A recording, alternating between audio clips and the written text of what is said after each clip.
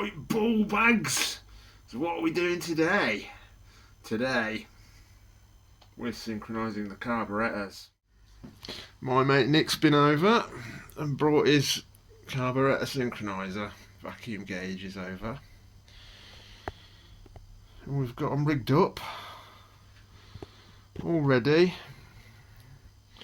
I had a little bit of a play already, but I was too distracted to remember to put the camera on because we all know why that is, don't we? We all know why that is. I don't need to say it. And yeah, we were getting there, and now I've run out of petrol.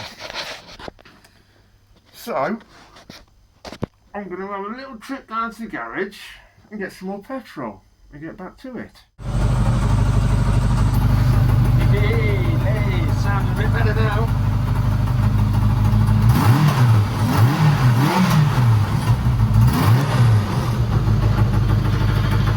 The gauges are a little bit erratic still, but I haven't put the little tap valves on, so I might try that to get it. But it's running so much smoother now than it